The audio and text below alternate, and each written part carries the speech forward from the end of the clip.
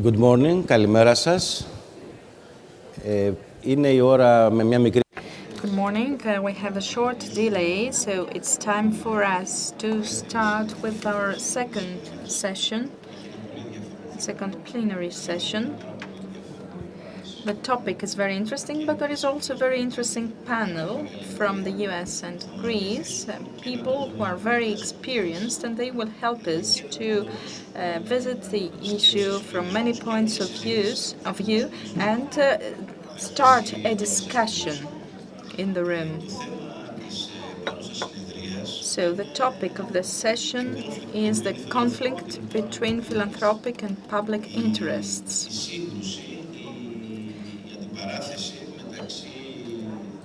It's the conflict between the interests of philanthropic institutions and the public world, the state. This is an issue that we come across very often in philanthropic givings, coming from the private sector, and usually the answers are multiple. We have many solutions that are available.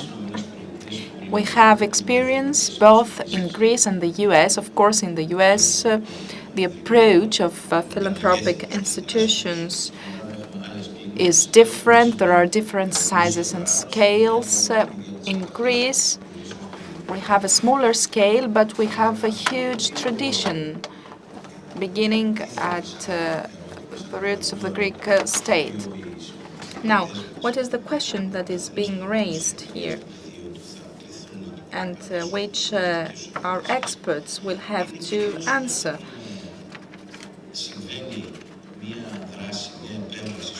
When we have an action, an intervention in the public sector, the question that comes up is who shall define the use and the symbolic value of the public area, the public sphere where this intervention will take place. We know that those who propose a project to the state in a deserted building plot, in a square, people who want to build a new building for people to be able to use it, these people actually would like to explore new fields of symbolic action and actually build new symbols.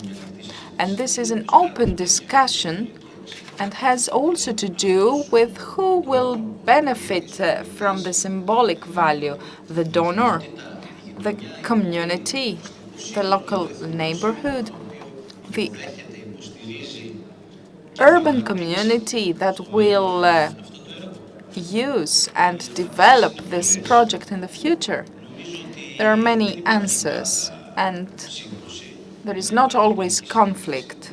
Sometimes we can have, let's say, complementary roles. But let's now listen to the experience, the field experience that most of our panelists have, because they are at the peak of huge projects, and they have a long experience with interventions in the urban areas.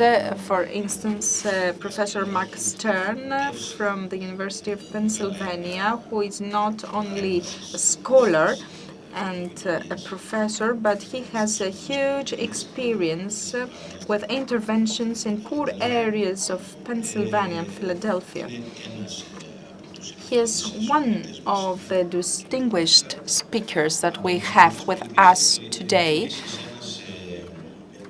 Then we have another person from the US, well-acclaimed representative of MoMA, an emblematic, let's say, museum, both for its content and its methods, but also for the way it is structured. It has always been a huge museum built by private initiative, and it has always been open to the public, to the city, not only the city of New York. In a sense, it's one of the most international museums, one of the most popular museums. It's open to the public sphere.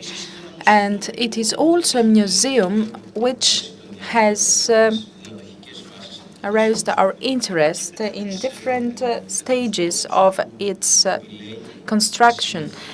It's in the different ways it has chosen to use in engaging in the city actions and activities. And then we have another person from MoMA, the Senior Deputy Director of External Affairs, Todd Bishop. Todd and Mark, welcome to the panel. Now, from the Greek side, we have Mr. Dimitris Daskalopoulos. The Greeks know him because he has been for more than 10 years president of the Association of Greek Businesses. Now, he is no longer in this position, but he is a well-experienced businessman and a Greek citizen who has established a cultural foundation, not-for-profit foundation, NEON, which seeks to build bridges between the Greek public and modern art and culture. One of the elements of the constituent elements of this action is art. So he will explain how he decided to start being active in this field, what were his first experiences, and how developments, how he assesses current developments.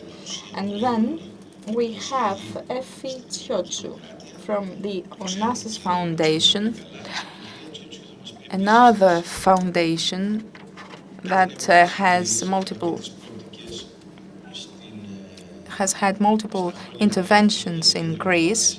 She will speak about her experience with the Onassis Foundation, and I would like to hear from Mrs. Tsiotsiou something about a big project they had proposed, Rethink Athens. This is the name of the project.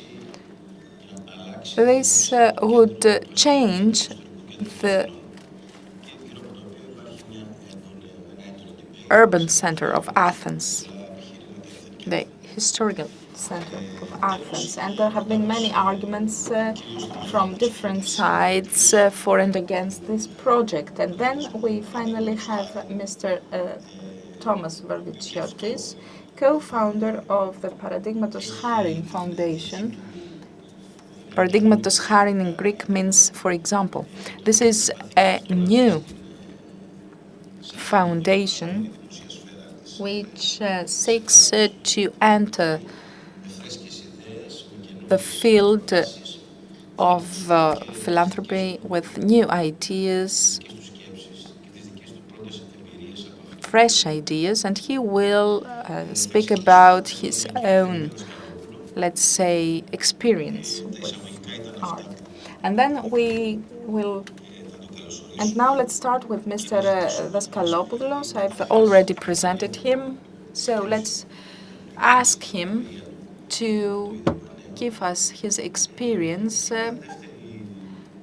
with the Youth Institute and tell us whether he feels that this is the continuation of, that he's the part of the continuum of Greek benefactors. Have you considered that? Well, I think that models are always very useful, but what is very important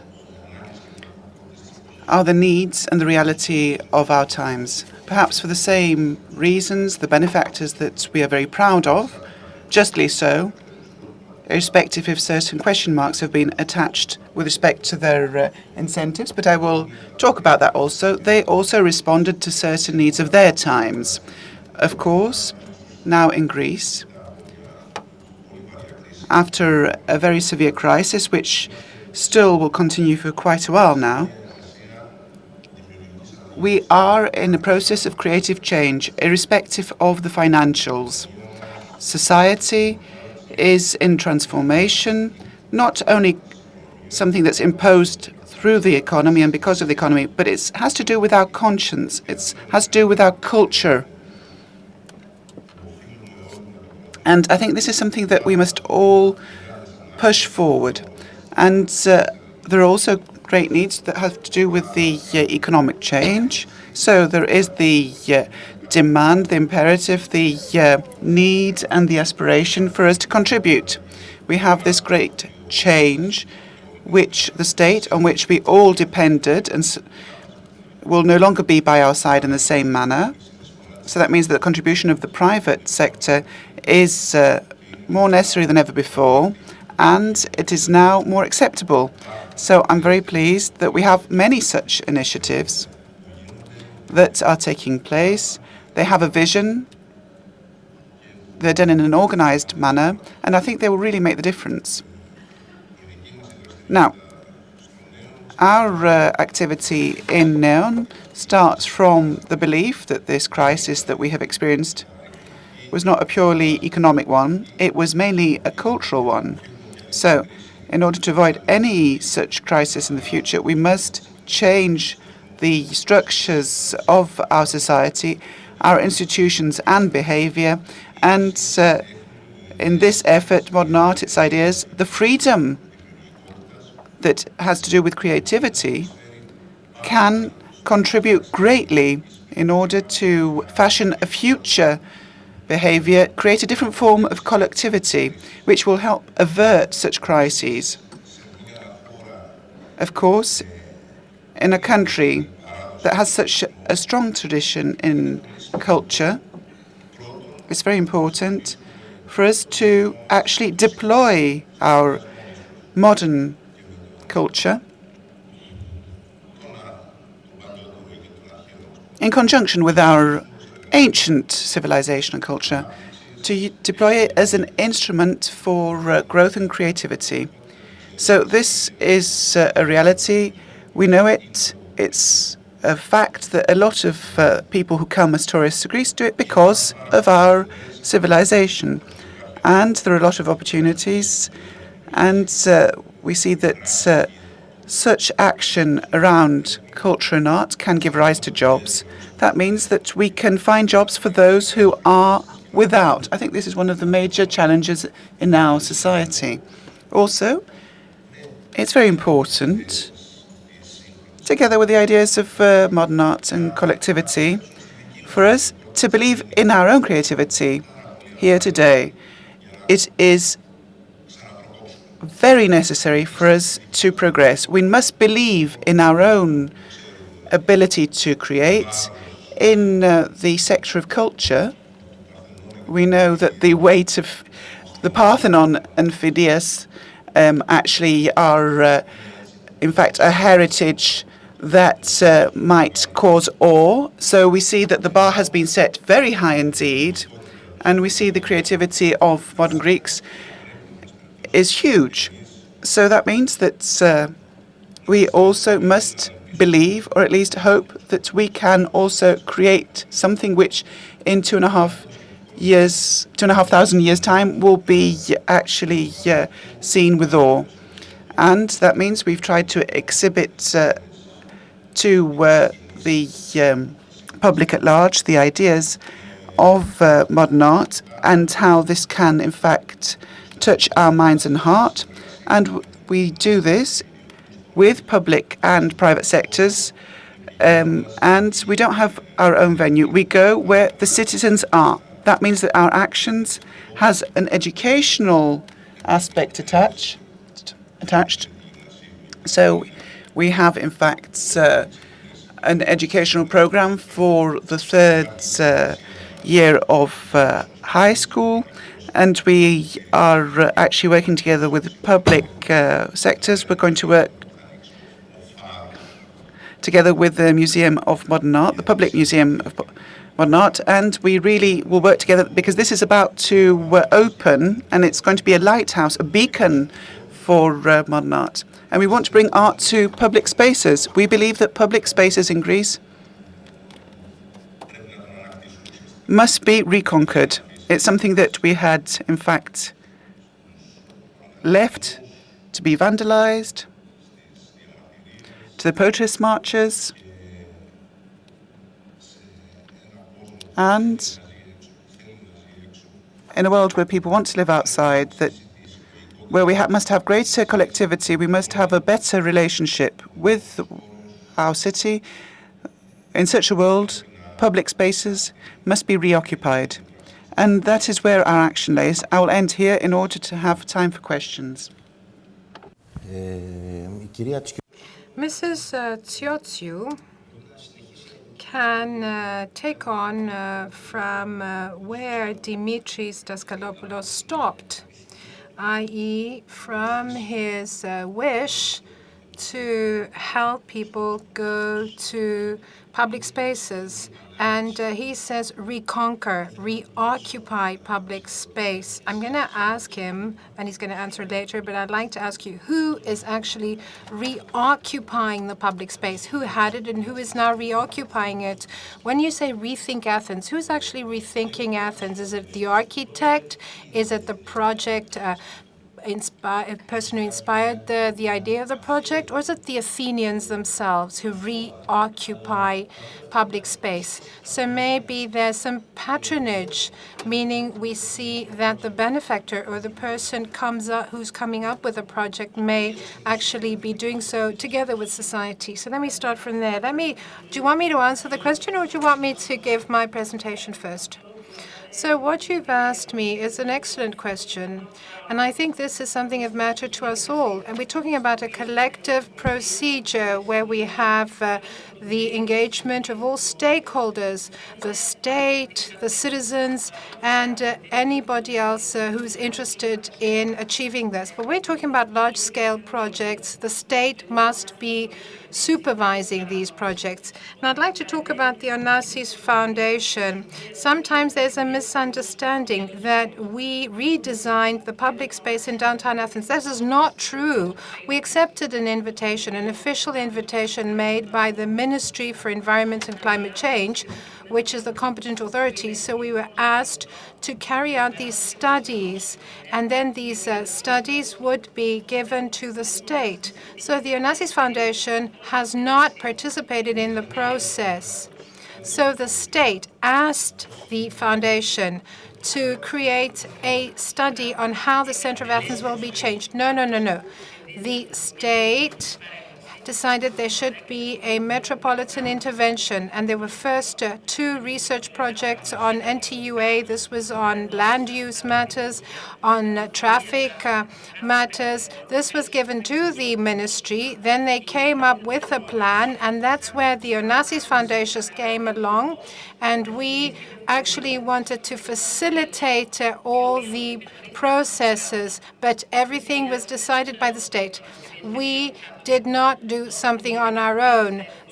Everything was done by the state. They had prepared everything, and then we responded to their call. That's how it happened. Okay. So I also have a presentation to make.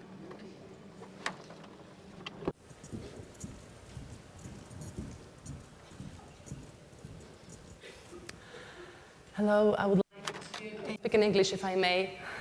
I would like to extend my sincere thanks on behalf of the administration of the Onassis Foundation to the Stavros Niarchos Foundation for the kind invitation for the foundation to participate in this very important initiative. I find this a great opportunity to share a few thoughts with you and to hear yours on the much deliberated topic of philanthropy that these days is more appropriate and timely than ever before. There are many ways to express kindness, and one may choose the means, beneficiary, even the reciprocity of one's kind action. When it comes to public benefit foundations, much is to be considered before any engagement in an activity for the benefit of third parties. Sometimes a blurry line divides kindness and ultimate benefit, whereas in a society of many opinions, thoughts, and personalities, often things can be implied, or worse yet, clearly stated. This, however, should not mean that we do not need to try as hard as possible as a citizen to read between the lines or to do our best as a foundation, despite such discouraging convictions. After all, Aristotle Onassis used to say that we must free ourselves from the hope that the sea will ever rest. We must learn to sail in high wings. Since its establishment in 1954, the Onassis Foundation has been expressing the wishes of its founder, who believed that education and culture should be a vehicle towards the advancement of all people. In that framework, the Onassis Foundation has focused its activity on education, culture, social solidarity, health, the environment, and the dissemination of Hellenic culture throughout the world. The Foundation's administration has over the years decided on thousands of scholarships to Greek and foreign students and academics. It has supported the arts through the establishment of the Onassis Cultural Center in Singirou Avenue in Athens, which in the 4 years of its operation has evolved into a hub of contemporary artistic expression of all forms, while also operating a rich educational program addressed to all ages and all social groups. The Foundation also has supported multiple chairs of Hellenic studies in universities abroad, where the will to embrace Greek civilization is present, but the means are scarce. It has offered assistance to multiple schools with a particular focus on those that offer special education. It has dedicated in Athens the Onassis Cardiac Surgery Center, and it also has supported educational, cultural, environmental, and health-related requests from multiple institutions worldwide. It has also significantly contributed to the dissemination of Greek language and civilization abroad, and especially in North and South America and Canada, through the affiliate Onassis Foundation in New York City. Cultural philanthropy has been accused of privileging trivial issues over unresolved, acute, and burning problems of the society. Although that the arts and all aspects of culture are important to the Onassis Foundation, they're a great form of wealth, since they have the power to not only educate in direct or indirect ways and shape the minds of people, but also to provide a medium to achieve emotional health. Another successful program that we have is the visual dialogues that were created in the leisure park of the Plato's Academy in Athens, where installations and artistic works were presented for 3 years, consecutive years, with a massive contribution of the public. Practical needs are indeed a priority, but we should not ignore the cultural aspects of life as well, even amidst a very difficult social and financial time such as this. Here you see the Onassis Cultural Center in the interior and the exterior. You see the Onassis Cardiac Surgery Center that I just mentioned, our foundation in New York City. Another firm belief of ours is that the public funded foundations should be flexible and aware of current needs. A recent example of such action is the Rethink Athens project, which was not a private concept or initiative, as I just mentioned before, but part of a central decision of the Greek state for the broader metropolitan centrality planning of the city of Athens on multiple levels and various large-scale projects. I feel the need, as I said before, to be clear about this, since one of the things that seem to frequently be coming up in conversations is the supposed involvement of the foundation in an issue that should be mainly a concern of the Greek state. And indeed, it is. It is a concern of two relevant involved ministries, of the city of Athens and the region of Attica. Philanthropy can have a lot of connotations, and in this case, it can be a starting point for misconceptions that may lead to mistrust, and the vague but still harmful notion that philanthropy may involve a hidden agenda rather than a clear given purpose. The notion that there is a conspiracy of wealth foundations or individuals creating agendas through their giving is a disappointing scenario for our civilized society. The foundation feels that things should be addressed individually, and in that respect has made a lot of effort to one hand give away to the numerous experts and on the other to support citizen initiatives through participatory procedures, such as the project by co-funding the Reactivate Athens 101 Ideas, a research project that has been implemented in collaboration with ETH Zurich to collect ideas and thoughts of the Athens city center inhabitants who were given the opportunity to say out loud what bothers them about their city and what they would like to see to be done differently in it. This is a social investment, a definition of philanthropy that involves time, dedication, skills, knowledge, human and technical resources, along with financial contribution. We will soon deliver a number of exceptional ideas, which we hope that will be put in good use by the city of Athens, which is the final recipient of this abundance of new ideas. We believe that people should stick by their principles, should they firmly believe in them. As agreed earlier on, the Onassis Foundation will not be involved in the actual implementation of the Rethink Athens project. However, we will be here to watch over and demand for the completion, looking forward to winning the bet for an Athens that is safe, clean, environmentally pleasant, and upgraded, a competitive European city, and a true heritage to the fallen generations. So what we have established so far is that philanthropy could be sculpted, painted, performed, danced, and in the case of Rethink Athens, it could also be built. But should a public benefit foundation get involved in public space activity and even more public space intervention? Who gets to decide? Truth be told, foundations exist for the purpose of supporting society one way or another. Whatever the cause, financial, artistic, or otherwise, foundations should provide the means, but decisions regarding public spaces in large-scale projects should be made by the public sector. In a perfect world, though, roles would be clear and specific. State obligations would be promptly and timely met, and no need for intervention would be necessary. But we all know there is no perfect country, no perfect city, or even a perfect public administration. So in an intermediate is called, in case of the Rethink Athens project, to assume the role of the facilitator and of the accelerator for time-consuming actions that we all know is part of the Greek public sector reality. This is the role of the Onassis Foundation, has assumed in the Rethink Athens project, and we strongly feel that we have done our best to this extent. So at this point, let me make a few key points on this much anticipated and well-reserved program for the reorganization of the city center that is expressed to breathe life back to the center of Greece's capital, many areas of which have been severely degraded over the years. If Athens is to play an important role in Europe, it needs to regain its former glory and become a competitive European metropolis. It needs to inspire both its inhabitants and its visitors. The Rethink Athens project succeeded the completion of traffic and urban studies that were implemented through a collaboration of public bodies with the National Technical University of Athens during the period 2009-2012. In 2011, the Greek state addressed an invitation to the Onassis Foundation for the organization of the European Architectural Competition and the funding of a total of 33 technical studies with the contribution of more than 60 scientists from Greece and abroad under state supervision. The Foundation's involvement in this project was validated through the legislative rules and decisions of the involved ministries.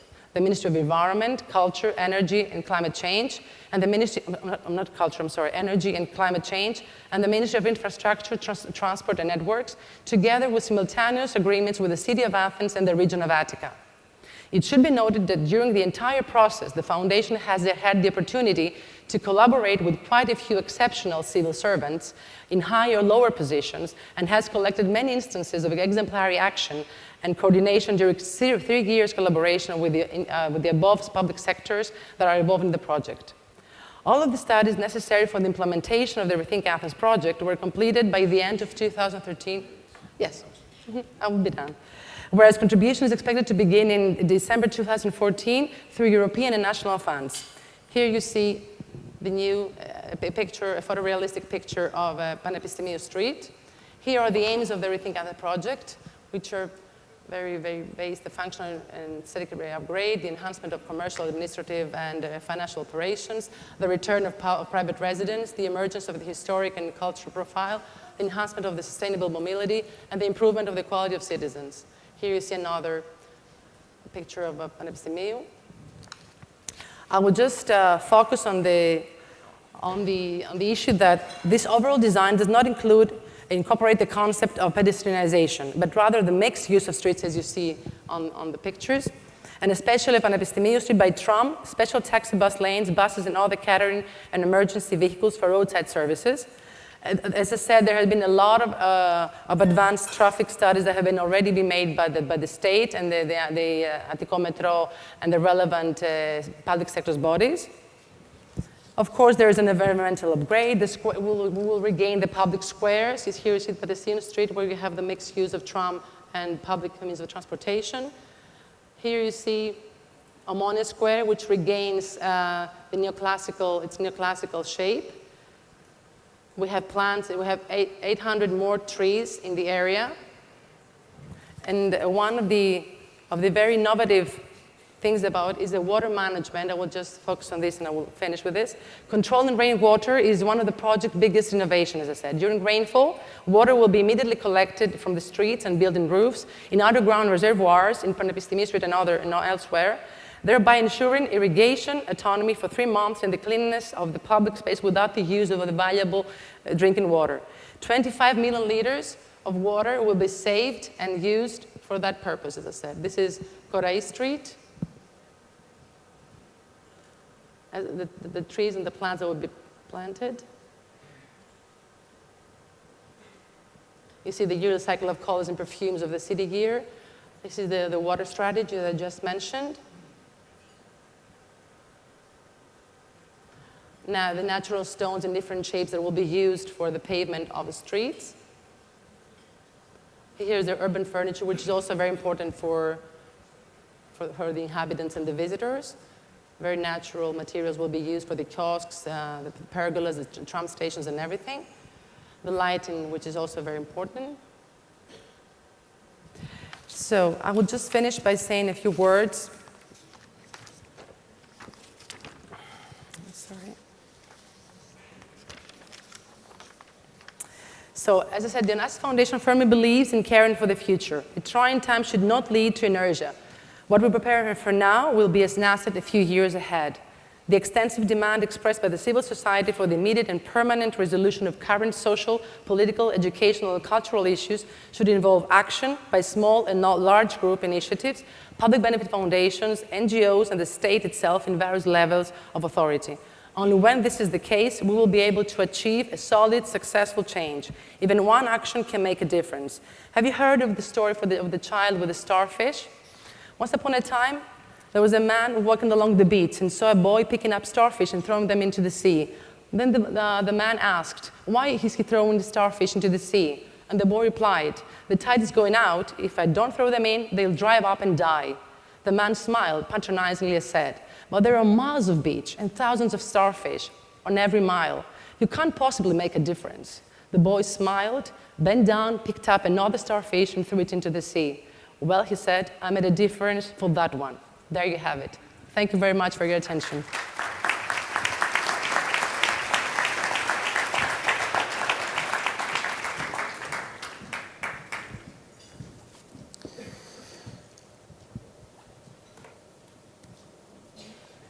Ευχαριστούμε την κυρία Tsiotsiou. Μας έδειξε την...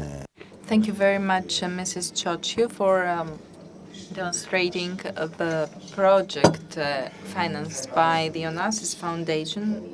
The name is Rethink Athens. We will come back and speak a little bit more about the rationale behind this project. And now we will listen to Marcus Stern, Professor Marcus Stern from UPenn, the University of Pennsylvania. He's Professor of Social Policy and History, Social Policy and Practice, and he will speak about the Urban Studies program of the university. This university is one of the most important universities of the U.S. It's a state where poor neighborhoods and ghettos exist. Mr. Stern supervises the theoretical part of interventions, but also has practical experience from interventions. We want to listen to you. Great, thank you, Nikos. I thought I was going to be saying good morning, but I guess I should properly say good afternoon. I'm going to make some remarks both from my standpoint as a historian of American social welfare and from my experience doing community arts research in collaboration with Susan Seifert, who spoke earlier today. I'm going to make 3 points. So what I'm going to do is just go through them 1, 2, 3, and then come back and fill in a little bit. So the first point is zombie ideas and philanthropy's opportunity. The second point is, does philanthropy mimic or serve as a counterweight to markets? And the third point is how philanthropic marketization is undermining the impact of community cultural engagement. Okay, so those are my 3 points. Let me go back to the first one. The first question here is, does zombie translate into Greek? Is that okay? Okay, so I'm good with that. So, as you know, zombies are Walking Dead, and zombie ideas are ideas that should die but haven't. We're here in Greece, so I don't have to mention to you or emphasize too strongly the economic catastrophe that the entire world has experienced over the past several years as a result of a set of very strong ideas. Ideas around deregulation, ideas around balanced budgets and tax cuts, ideas about reducing the social rights of citizens. These ideas are at the center of the catastrophe that the whole world has experienced, and they should have died. But in a situation where you have a crisis, you have 2 choices coming out of the crisis. Either you can use the crisis to rethink how you go about operating the world, or you can fall back into the old ideas and reuse them. It is my sense sitting here in 2014 that unfortunately, I think the second has won, and that we are back into a world where these old ideas are again dominant in terms of determining economic policy. But this provides an opportunity for philanthropy and for the third sector to take action. If we look at the history of social welfare, and again, I'm speaking only from the experience of the United States. It's quite limited and, of course, quite short compared to the history of Greece. But what we've seen in that history is that during periods of economic cataclysm, or after those periods, very often, as in the case now, the status quo wins. Again, it comes back and has the same ideas, but the crisis creates a period of ferment in which new ideas and new institutions come into being. So, for example, in the United States, after the economic crisis of the 1890s, we had a period that in the United States we call progressivism. During this period, if you look at it from the standpoint of long-range change in terms of policy, it was a failure. But it was a period in which new ideas about child welfare, about maternal health, new institutions like the professions of city planning and social work came into being. So that's the opportunity that the third sector and philanthropy provides in a situation where the status quo wins in terms of preserving zombie ideas. The second point has to do with, should philanthropy mimic this market, or should it act as a counterweight? During this morning's conversation, there was more or less an assumption that philanthropy acts somewhat as a counterweight to what may be going on in the market. It might be policy, it might be doing direct giving to particular projects, but it was overall doing things that the market wasn't doing. However, I think there's a very strong trend, particularly in the United States perhaps, and what some have called the marketization of the nonprofit sector, in which the values of the market begin to drive investments in the third sector as well. So things like balanced budget, earned income, a third thing I have written down here that I can no longer read, come into being as a way of driving, so that the philanthropy starts acting as if it's trying, again, to mimic the market. And my third point is that what we're seeing in Philadelphia in particular, again, in this work I've been doing over the past 20 years with Susan, we see that the philanthropic marketization has really been undermining one of the sectors that we've been studying, the community cultural sector. So as Susan mentioned, we've been doing this work for 20 years. We found a set of durable connections between the presence of cultural engagement in neighborhoods and improvement in public health, improvement in child welfare outcomes, improvement or reductions in terms of ethnic and racial harassment, and overall community revitalization as a result of the arts. But however, at this point I'm going to stand up and go look for the clicker. Perhaps you thought I just put this up so my name would be up during my whole presentation, but hopefully not.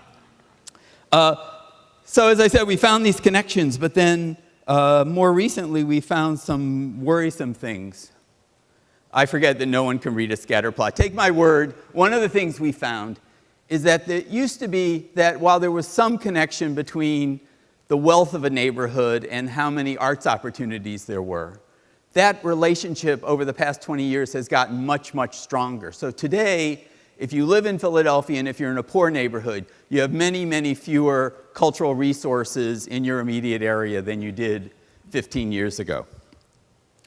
A second point we found is that connected to this, that area, what we used to call community cultural clusters, areas of the city where there was a concentration of cultural assets in a neighborhood that might be quite poor.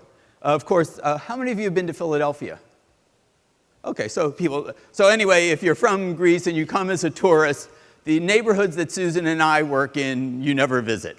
North Philadelphia is a large African-American and Latino neighborhood with very high poverty. West Philadelphia, here's my university here, but out here in West Philadelphia, again, is a very low-income African-American neighborhood. And then there's a sector of low-income African-Americans who live here in South Philadelphia. You can see, maybe you can't see because it's not so good, but some of these light gray areas are places that used to be community cultural clusters and are no longer. That correlation between income and cultural opportunities has robbed these neighborhoods of their cultural assets. We've done this work for so long, we've actually now gone on to look at where are our organizations dying. I don't know if that comes across, but we looked at organizations in the 90s and today, and we said, where were organizations that used to be there and are no more? And this map shows where that happened. And as you can see, this low-income neighborhood in South Philly, in West Philadelphia, and North Philadelphia had a very, very high rate of neighborhoods that died during the last 15 years. So these things got us thinking, what are the causes of these? And there are a variety of things that we wanted to look at. One of them that we just started this year was looking at the role of philanthropy in terms of influencing where culture is in the city. I started this, in fact, with a student project with some of my social work students last semester, and then we've continued it over the summer. It's not finished, but this is just a map. These brown areas are sections of the city, if they're outlined in red, low-income African-American and Latino neighborhoods that essentially lost all of their funding during this period. So I'm not here to make a causal argument, but I think there's a very clear case that there is this correlation between where this is actually data on one particular philanthropy, where this philanthropy decided to put its money and not put its money, and to what's happened in terms of cultural opportunities for low-income people in Philadelphia. So my closing point is that we've proven that arts and culture can have a significant impact on the social well-being of low-income neighborhoods. But if you want to have that impact, you have to make the investment. Thank you. Thank you, Mark.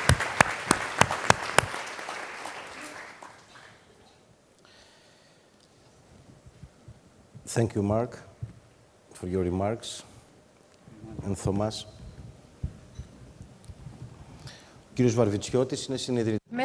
Varvitsiotis is one of the co-founders of Paradeigmatos, which is an organization. He has some experience from the last few years.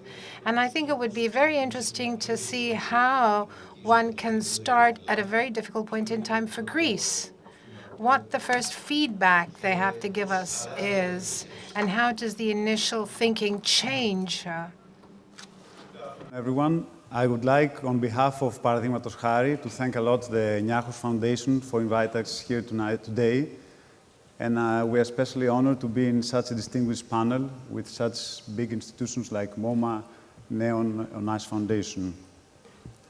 We are a startup in the NGO community, so 2 years ago, 5 Athenians, including myself, established the NGO organization Paradeigmatos, which means by example, driven primarily by our wish to help tackle the increasingly deteriorating quality of life which has been brought about by the current socio-economic crisis. My purpose today is to transport you to the reality of PH, its purpose and actions, as well as the steps it has taken so far in an attempt to understand how a small organization like PH is related to the local community, discovering in parallel what is the connection between philanthropy and public interest. PH is an organization that seeks to provide quality support to the average citizen, primarily in urban centers, stimulating social cohesion and fostering social awareness. Its actions are addressed to all and are not intended to meet survival needs, but life needs.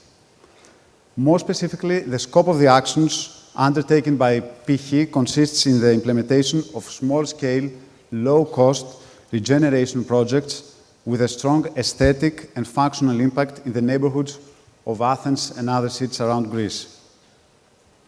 In other words, we seek to create simple projects of high quality, and in doing so, to raise the bar for similar initiatives so that our small-scale projects become an example for society at large. That's how the name came from. Through our initiative, our goal is to mobilize the most dynamic groups within society, especially the young people, who are also experiencing more severely the narrowing down of prospects for the future.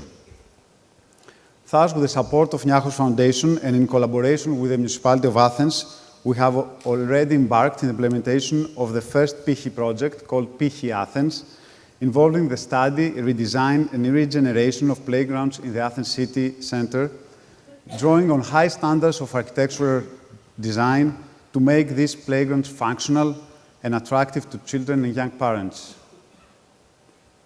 And what we have achieved so far, we have completed already the renovation of 2 playgrounds, the one located in Kalisperi Street next to the new Museum of Acropolis, and in Raftopoulou Street in Neokosmos.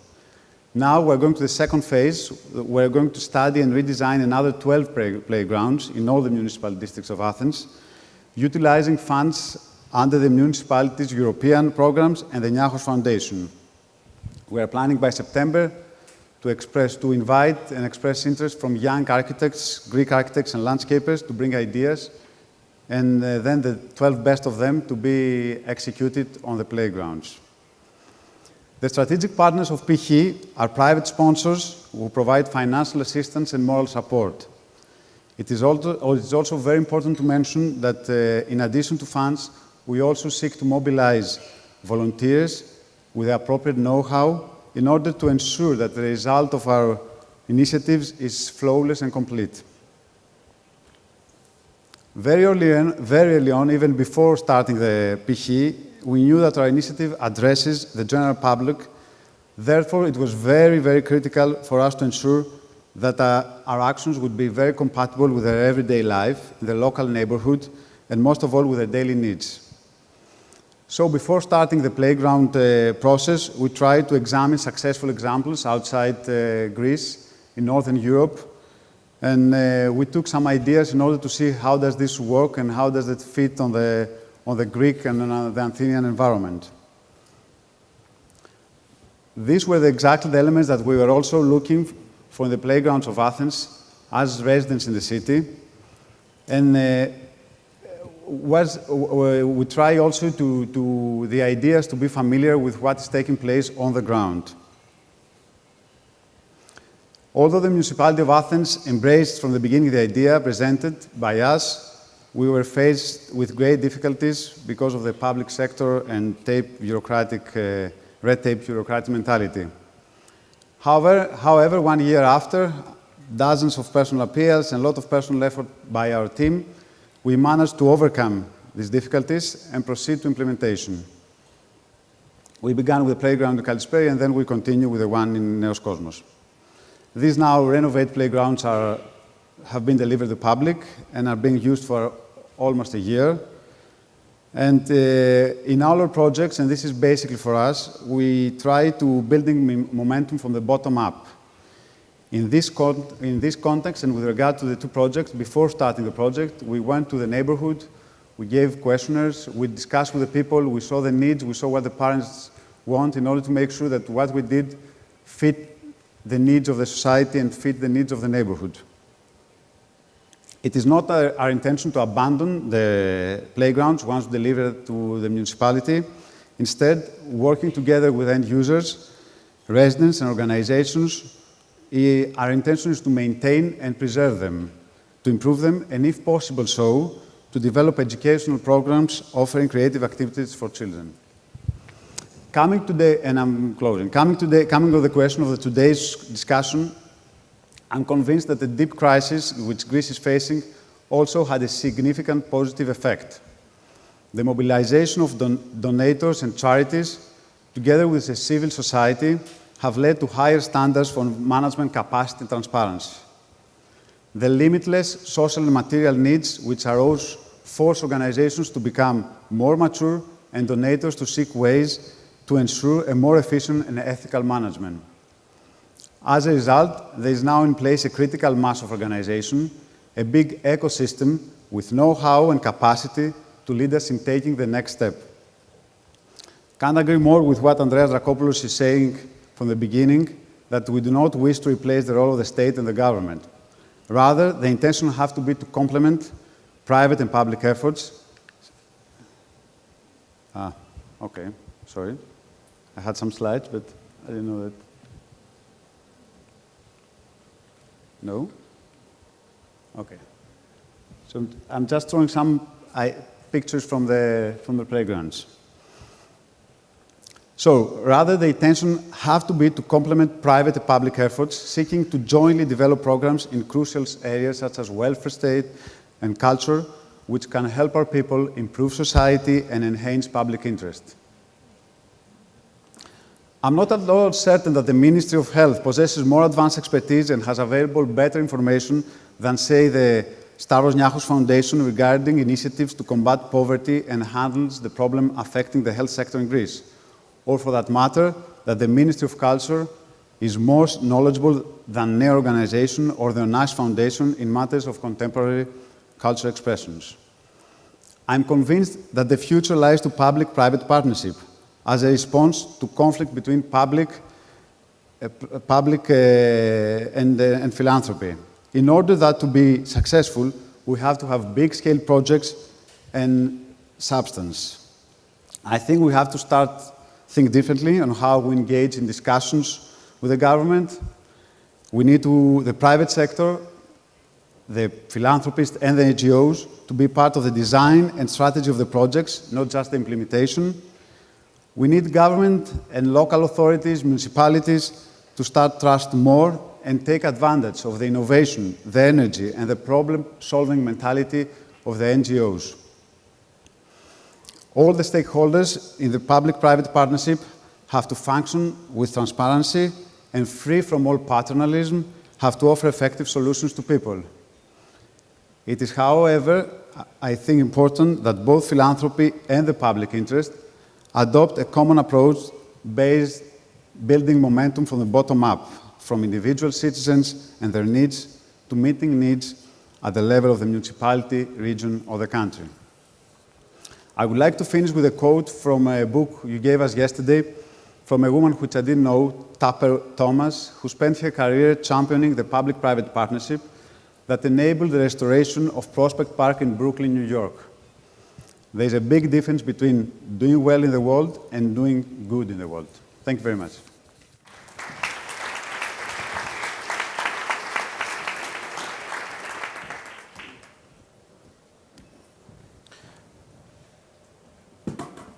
Ευχαριστούμε τον κύριο. Thank you very much, Mr. Varvitsiotis. Mr. Todd Bishop from the Museum of Modern Art of New York, known as MoMA, will now tell us a little bit about MoMA's path, its course. We know that it's been flourishing in the city of New York, but we can also hear about the problems that have arisen, and he can tell us how these problems were resolved. I'd like to say that MoMA is a very popular museum, but the fact that it's so popular to the people of New York, but also to those visiting New York, does not make it something without problems. There are always problems. You have the floor, sir. Thank you. First of all, I want to thank the Niarchos Foundation, Andreas and Stelios, for all they've done to welcome me here, and also for the support they give the museum. I want to embarrass two of our Niarchos interns. I'm sorry they're in the fourth row, but Angeliki and Dimitris, I've spent more time with you the past few days, and you're both very extraordinary, and we're really pleased to have you.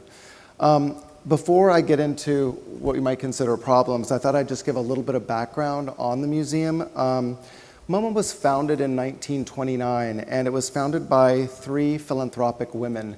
One of those women was Mrs. Rockefeller, Abby Aldrich Rockefeller. And what they wanted to do is they wanted to establish a museum that was a reaction to the status quo. They had discovered modern art, and they wanted to share that knowledge with everyone. And how they did that is they established an educational institution. It actually wasn't established as a museum per se. We are a Board of Regents accredited educational institution with New York State. So Alfred Barr, the founding director, he saw modernism and the Museum of Modern Art not just as a museum, not just as an educational institution, but as a laboratory for investigating new ideas. So we remain an educational institution, and we can talk a little bit about buildings and our role in the community, but our role really for us is clinging to the mission of educating people, of preserving, collecting, and educating people about modern and contemporary art.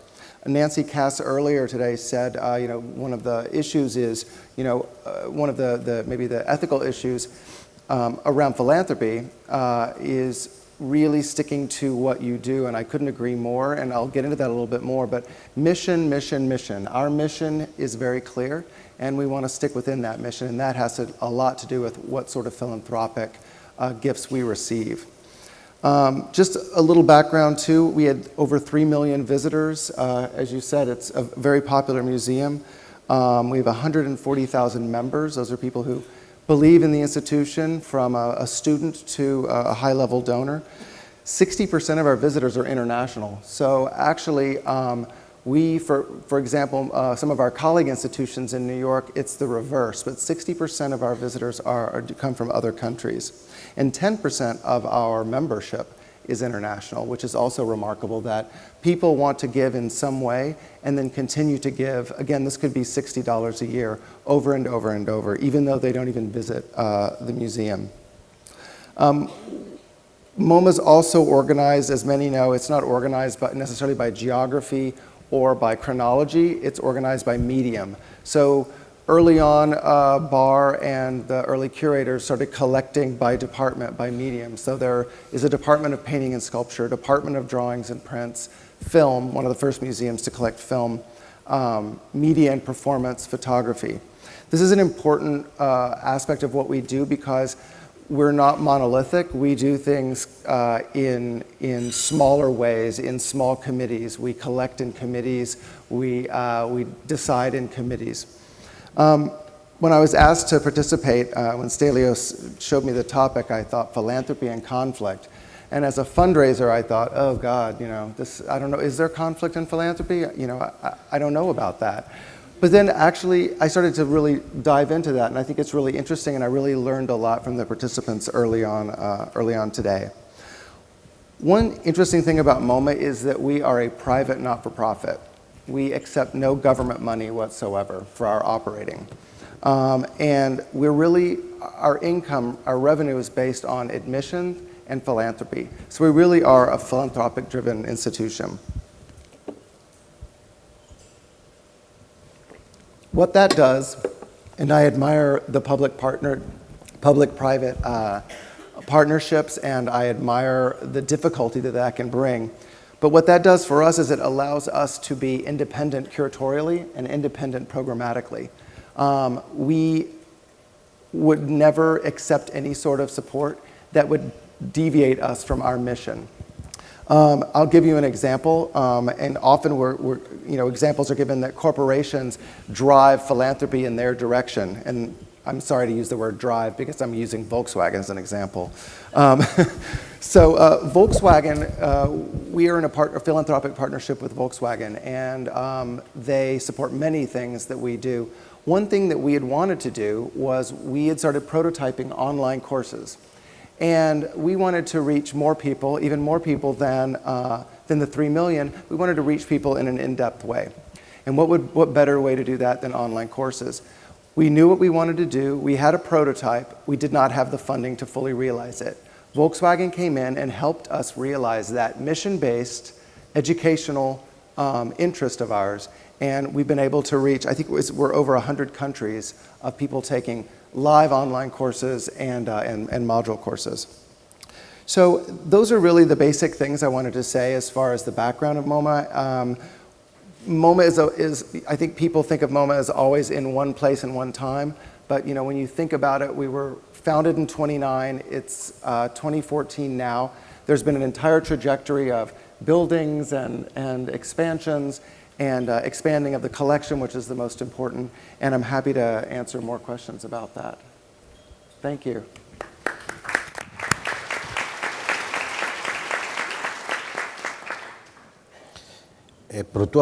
So before asking questions to the panelists, we have some questions for the audience, and you can vote because these are multiple choice questions. You have to pick one of the answers. So I'm going to read these out loud, and then after voting, you'll see what answers have been given by the audience. So I'm sure you're aware of this because we've done this before. And then if we have time, we can make comments on the answers given.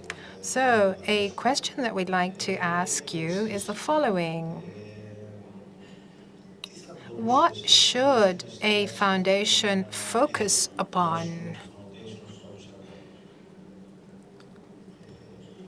So,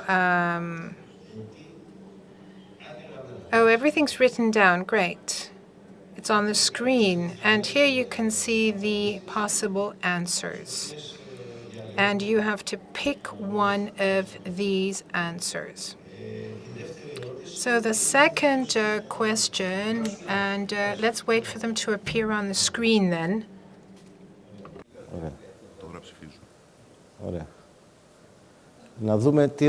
So let's see what answers will be given.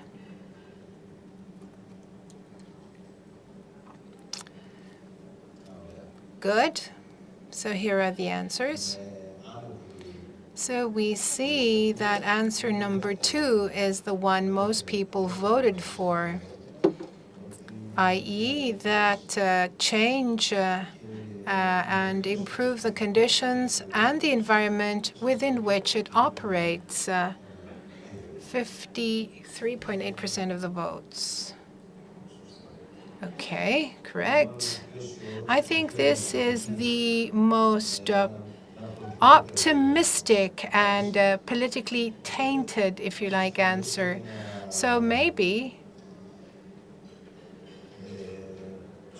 we could comment this answer. What do you think? Any comments regarding this answer, answer number 2? Thank you.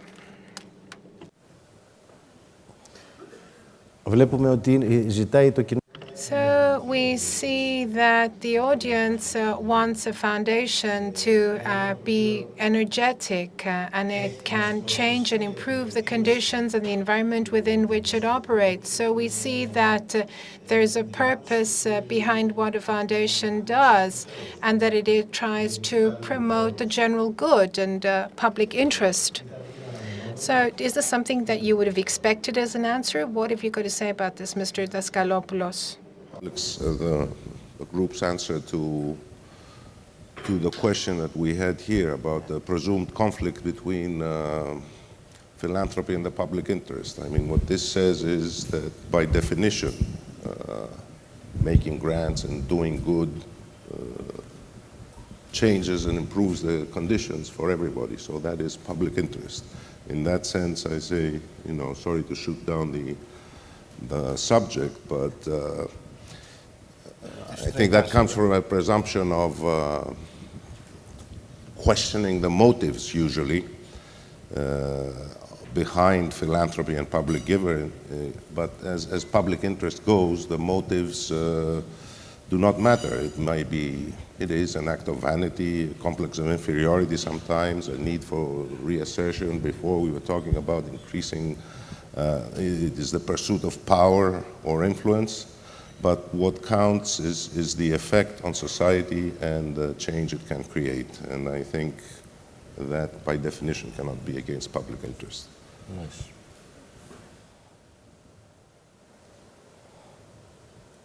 I think that this is sorry, can I add something? Yes, a very short comment. Yes, I think that this is too vague into general, what we just read, and this is, it's right, but it has also to do with the mandate of each foundation and the mission of statement that it has.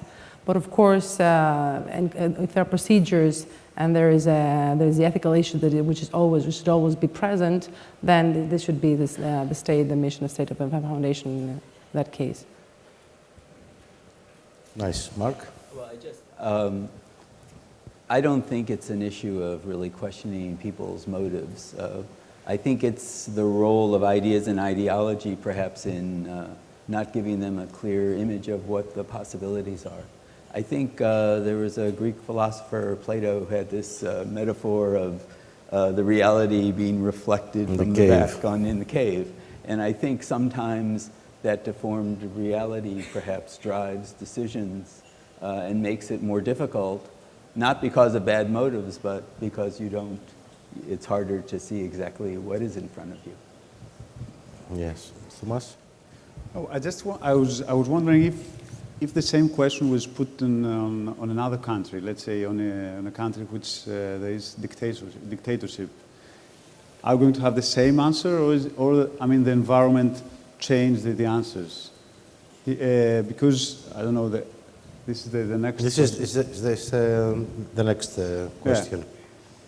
But I'm not sure that I think that it's case by case. I mean, of course, in the Western democracies, maybe this question is fully acceptable, and probably this is going to be the case for all the countries of the Western democracies. But what about, I don't know, a small country in Africa which has dictatorship? Maybe, you know, the answer there is, I want them to push more in order to have changed the government. So it has to do a lot, I think, with the social and economic conditions of each country.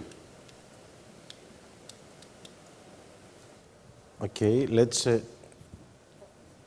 see what are the answers for that. Todd will make his comment. You can vote. Vote first.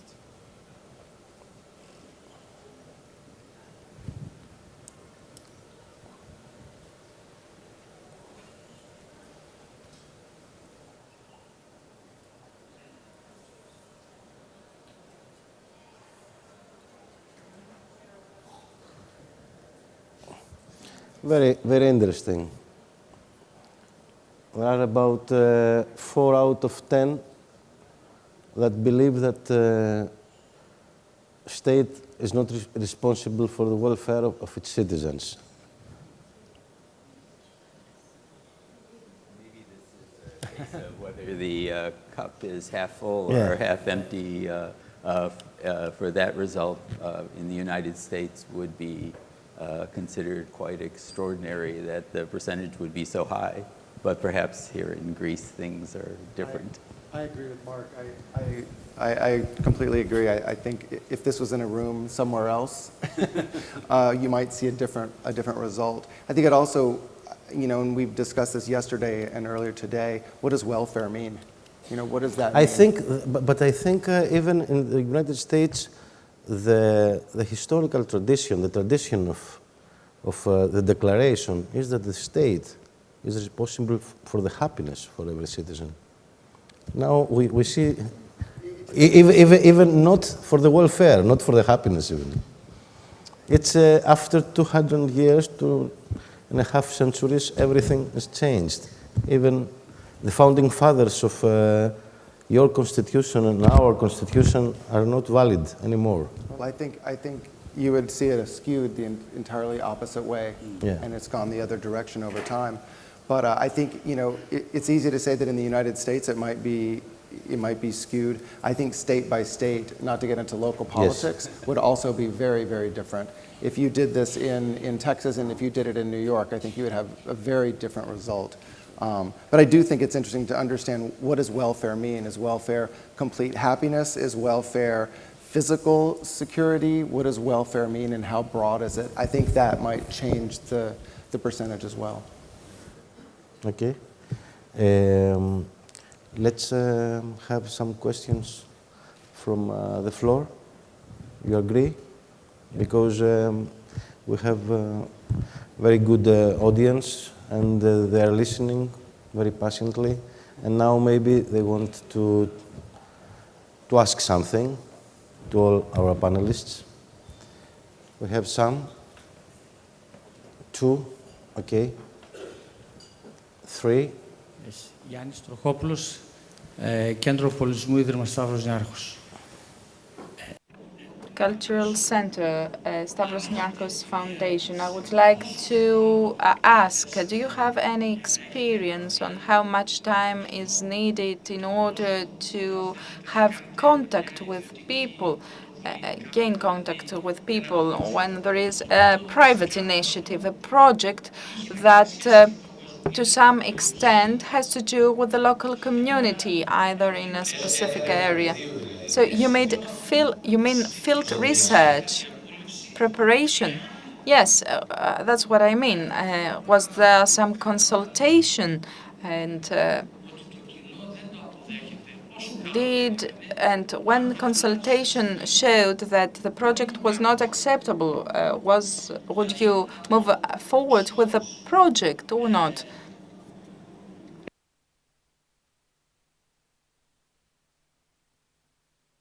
In 1985, I had exactly the same problem.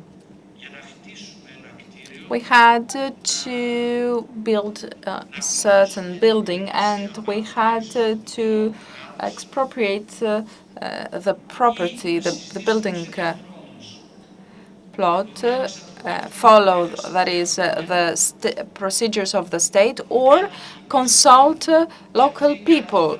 I sacrificed 3 years in consultation, and the local inhabitants were persuaded, and they were the first members of the organization that was established 3 years later.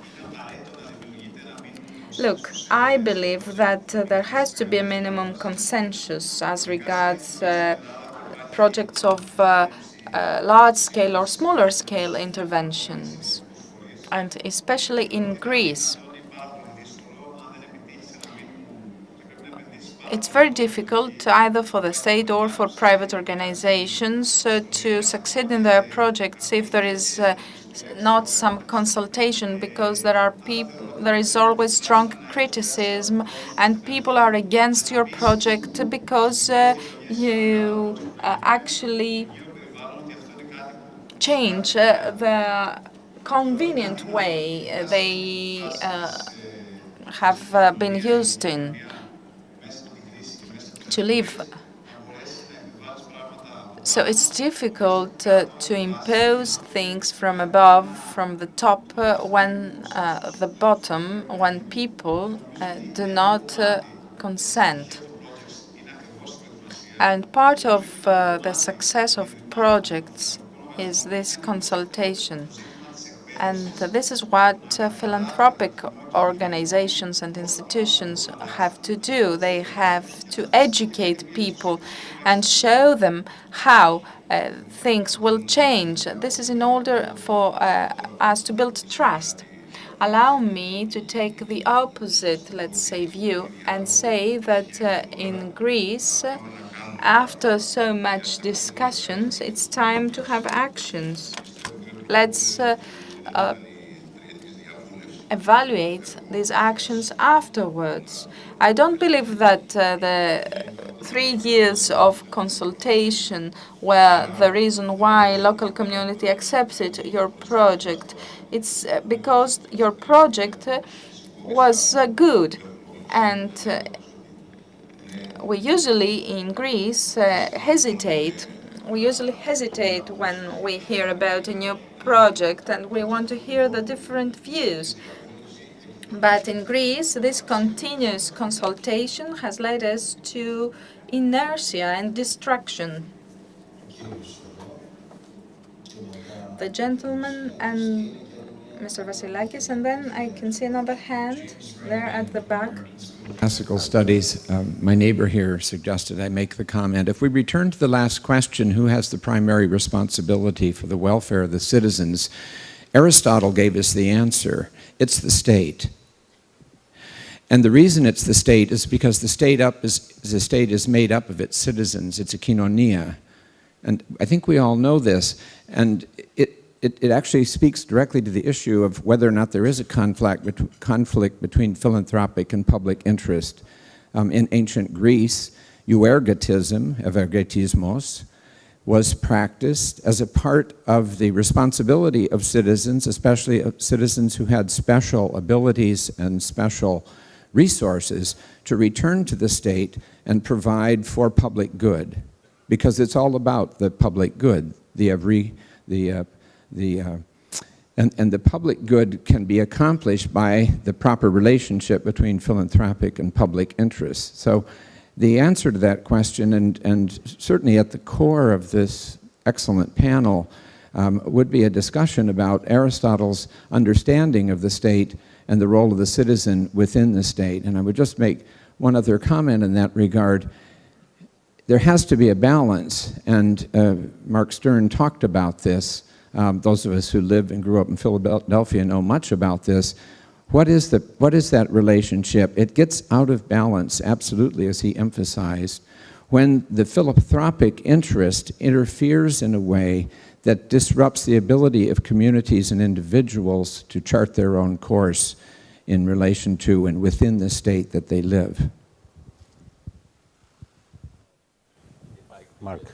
Just mention the political party that controls Congress in the United States hasn't read Aristotle, and by and large, I think they see him probably as an immigrant, potential immigrant, and you know how they feel about immigrants in that party. So, but it's a useful point.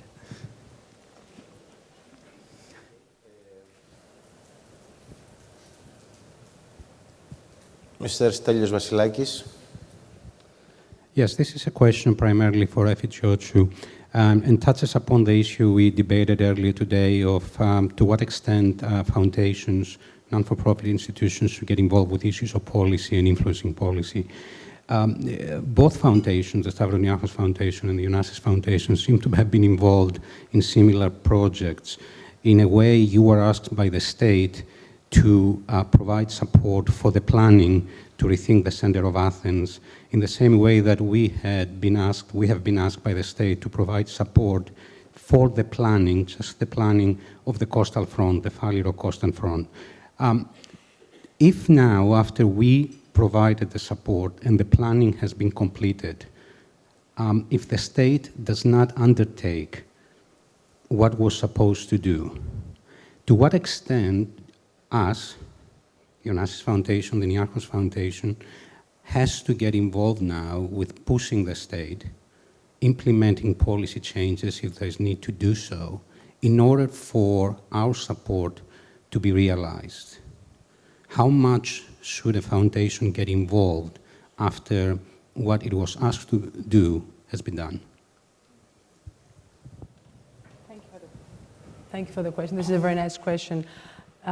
We have also considered this issue, and then the foundation has accomplished, as I said, the project has delivered the studies to the state, and now we are trying to, as citizens from the other side, to push things to be done.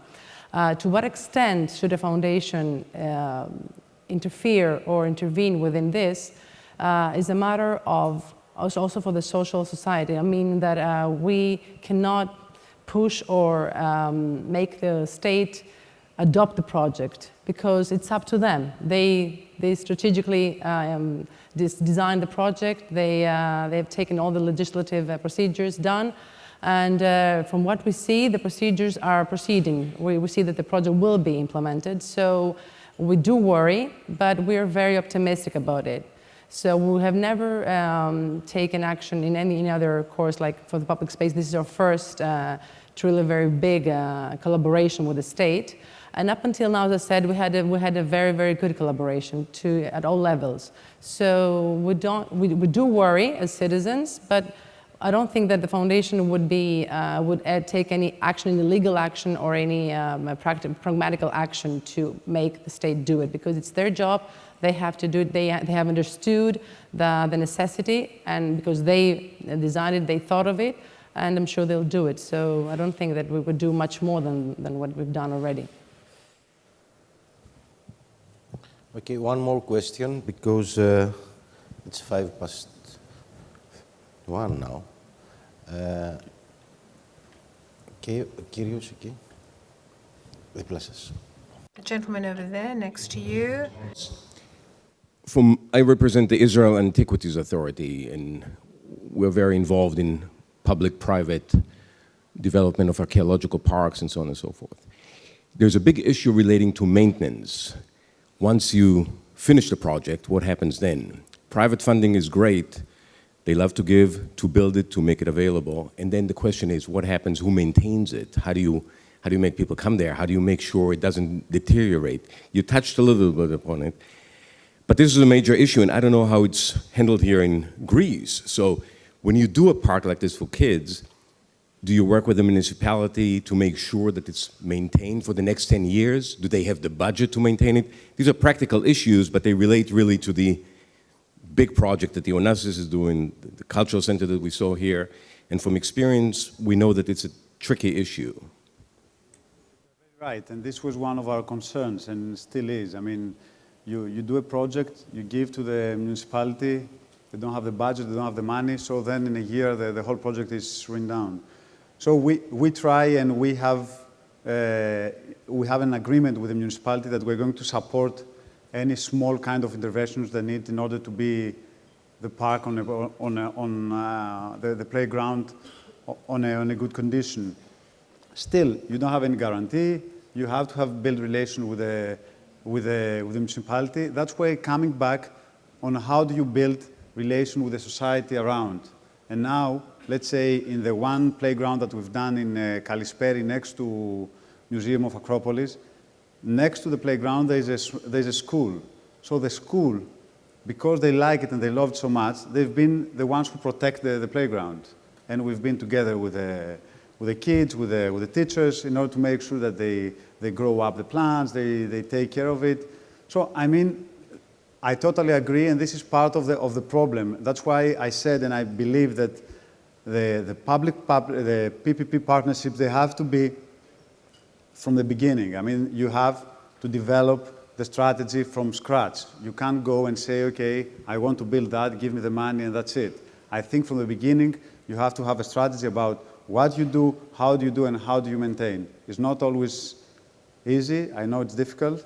And I think this is one of the most critical things that are happening right now in projects in Greece, that we've seen fantastic projects, but then they are not, you go back and you see something that you don't recognize But could I just add something? That's not just in the public sphere. Private institutions also run into this issue where they build buildings, they build institutions, and then don't have endowment or an operating plan to actually run those institutions. So it's not, and it happens in the United States, and it's, I mean, you know, Mark talked about it a little bit, and it's not necessarily the fault of the institution, but it is something that has to be grappled with for the future for all institutions and building projects.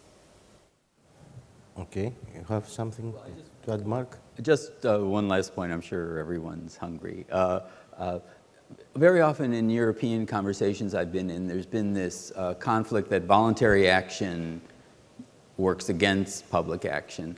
And I'd say from the standpoint of the history of social welfare in the United States that it hasn't worked that way. That in fact, periods in which we see mobilization by local people around concerns are also issues in which that's been translated into public action. So I think this issue of how you mobilize publics doesn't have to be seen as voluntary or the state. I think very often it's how the two can complement each other in terms of moving forward. Okay, one more question, and the last one. There was an asking lady.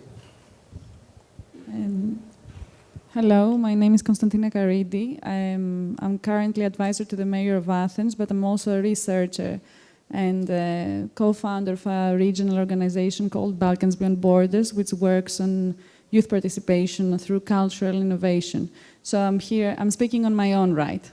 And I just want to follow up on the previous comments on the role of the state and the bottom-up activities and this relation.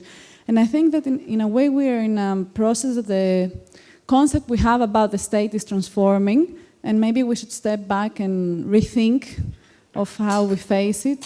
So maybe we should also think on whether the state is simply a moderator, which is how we often tend to think of it these days, or whether it is here also to provide solutions or take decisions, even at the local level. And these are questions we have also debated with my colleagues often. So there was in Athens a relatively famous case in the media of the Atanistas group intervening in Kolonaki, which is an area at the center of Athens, and they painted the steps. And the question that is raised there is whether it's the local people who have the say whether they like this intervention or not, or whether it's, let's say, the community of Athens overall, of the citizens, whether they like it or not. And you know, I just simply put these questions on the table because I think they should be raised, who decides or not. And I think that the state, whether it is the local municipality or for bigger projects, the central state, has or should have a say in this or facilitate at least the dialogue. And I will also say the example of Brussels, where I know there, and in London as well, you have the local community councils, and they take the decisions. So maybe here in Greece, we should also see the role of the local community councils. This is just the points I wanted to raise. Thank you. Okay, there is any remarks or no? Okay. Well, this is subject for a 3-hour debate. Let's do it another time. Yes. Okay. Ήταν μια συζήτηση. This was a very interesting discussion. The previous panel was late, but we still took up a lot of time ourselves. This is a very important subject.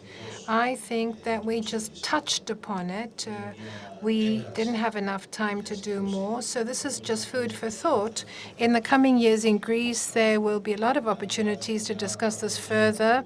Now, whether there is some patronage on the part of the individual intervening in the public space, whether there is a justified or unjustified lack of trust on the part of the citizens vis-à-vis these interventions, how ways can be found to engage in a discussion and to have some kind of conciliation or even involvement, joint involvement of the private and public sector. In Greece, this is something that will be discussed a lot in the future, not just in the economy, but also in the public sphere, in culture as well, but also in education and how large philanthropic organizations can intervene in all of this. So these are new challenges, particularly in Greece, but also in Europe, because Europe is turning a page and it has to rethink a lot of things in the economy and how we can bring together the public and the private sector. So I think it's an